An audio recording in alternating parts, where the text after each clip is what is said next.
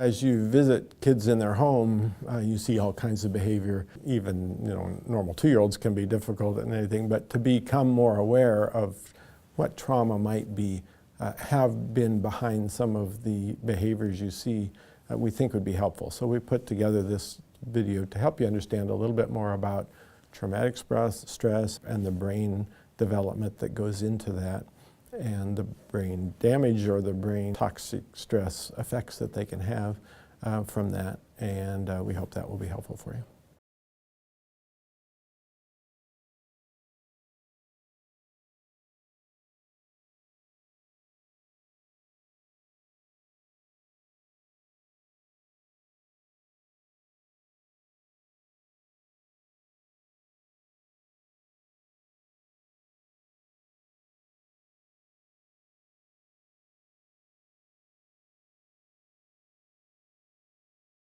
This is LC. Hi, I'm LC, okay.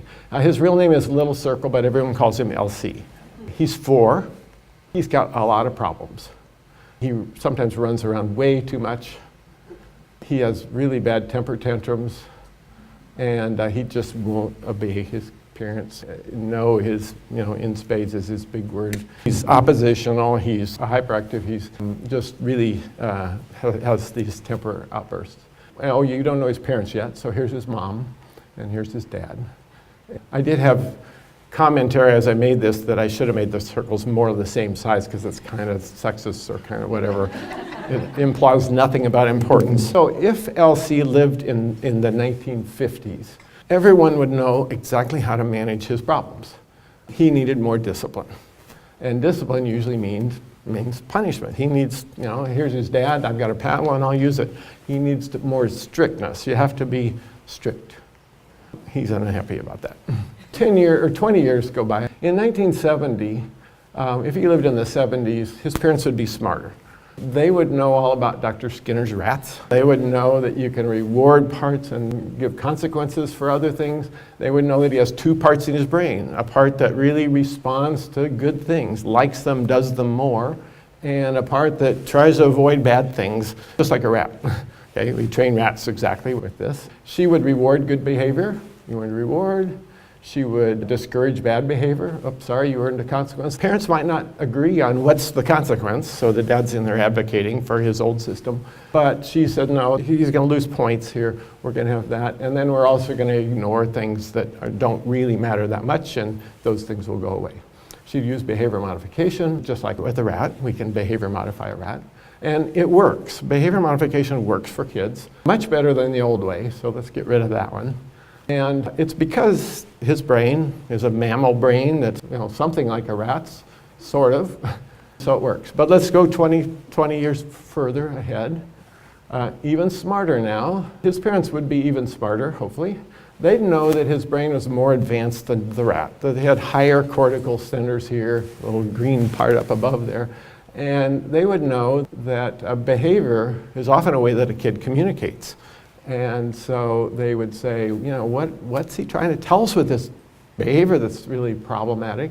And well, let's speculate, let's figure out what might it be, and then let's figure out a way to help him communicate that more effectively or more socially acceptably or without driving us crazy or whatever you want.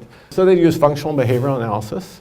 It worked even better than behavior modification for a lot of things. It's got a real strong evidence base. It's a really good way to manage kids and preschoolers. But anybody, I think, figure out what that behavior trying to say, what are they communicating? And it's functional behavioral analysis because it's functional behavior. They're getting what they need. It's just maybe not the way we want them to. So because behavior is communication, it does work. So he wants the toy, he wants not to go to Andy's house, he wants a little more attention. Figuring that out and giving them a better way to do that is really helpful, and functional behavior analysis was a big step and a good step forward. So 20 years further,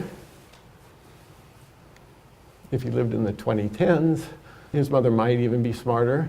And for this, I'm going to say, what if his dad became addicted to alcohol, left the family, so she's kind of on her own now. But she might know that his brain could be affected by traumatic events too. That things that happened to him in a bad way that we wish wouldn't have happened might be affecting him now. he would know that that little cross there, that's damage in his brain. She might know that his brain can actually be affected by those. She would still know that behavior modification works for many things, so she could do that, and he likes the reward part. She might also know that it's a way to communicate, and functional behavioral analysis might work. You know, let's try to avoid something, let's figure out what they're trying to avoid, and let's figure out why, and then how can we help them communicate. But when those don't work, she also knew that behavior can communicate some really complicated things, and things that you can't just say, oh, what's he doing, let's find a better way. He might be communicating, I'm scared all the time. I'm just on high alert. I'm scared because my dad hit me. You know, when he was here, you didn't know all the things he was doing. I can't stand this. His brain might be permanently on a high alert status. Or his brain might permanently be, nobody's ever going to get close to me again. I mean, that's too painful. People have been in my life. I was really connected to them, and then they left. And it was so painful. And, you know, mourning is the opposite of attachment. When attachments break, we all mourn terribly. And if you've lost somebody really close, you know that's a big deal. It's a physiologic deal. But that might be what he's communicating. And behavior can very effectively keep people from attaching to you. They can, you know, lots of kids are really bad because I'm going to show you that you're not getting close to me. And you have to fight it because we're kind of built to attach. But that could be kind of burned out of him. So bad effects can actually change his brain. So when behavior modification and functional behavior analysis aren't enough, in the 2010s, we know maybe we need a trauma-informed therapist to help out both. Okay, so there's my trauma-informed therapist. She's coming in and going to work with both parents, and there's some effective ways to do that. But actually, it's things that can just be done too, because she also knows that unconditional love for this kid is really important. So just plain old unconditional love, which of course is not completely possible for human beings, and for some damaged human beings, it's really very, very difficult, but it's very healing, and so she might know both of those. So that's really good for all children, obviously. And we have this sort of dichotomy here because we talk about attachment and we think about love and unconditional love, but it's harder to talk about that. Then you're being kind of touchy-feely or whatever. But they're very much the same thing. We just have different words for it. So we keep learning. We know that harsh discipline is not effective. It might be even harmful. We know that loving, consistent behavior modification is effective. It's not effective in a harsh, cold, here's your reward, here's your punishment, and I don't care about you, but it's very effective for a lot of things. We know that it is often communication, and figuring out how you can do that is often helpful. And we know that trauma does change brains and that loving relationships can heal. So we are learning, and that's kind of what the end of that story.